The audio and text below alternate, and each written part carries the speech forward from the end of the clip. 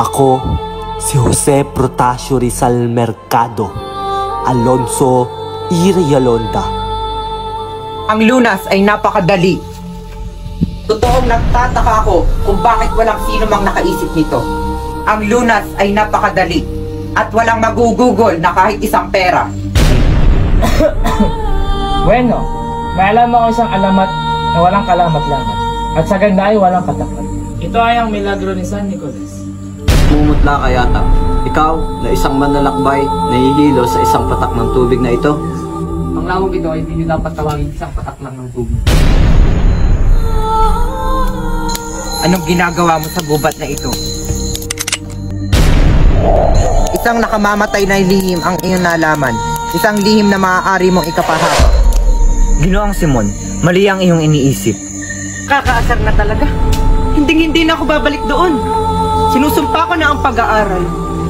Kung ihulog ko kaya sila sa ilog, panira naman ang araw, oh. Bakit andito ka na? Hindi ba't may klase ka pa? Nangako ako sa iyong ama na patatapusin kita ng abogasyo. Ano na lamang ang sasabihin ko sa kanya kapag kami ay nagkita? Ang inchik na si Quiroga. Ang mananayaw na si Pepay.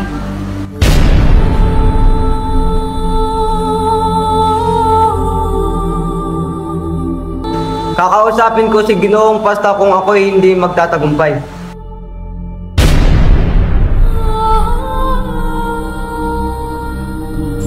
Si Basilio daw ay isang estudyante at alipin. Hindi siya dapat pakawalan! Pero Kapitan, hindi ka ba natatakot na sisihin ng iba?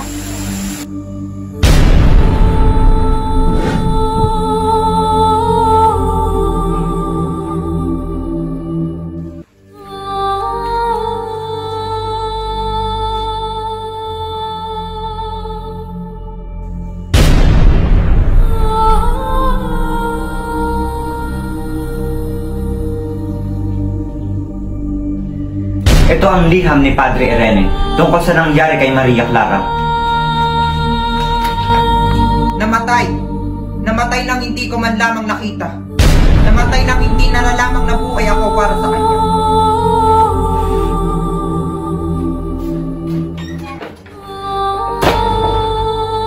Padre. Walang makapagsasabi ng iniisip ng Diyos. Ngunit kailanman, hindi naghangad ang Diyos ng masama para sa atin. Maraming salamat, Padre. Ngayon ay payapa na ang aking kalooban. Diyos ko po! Simon!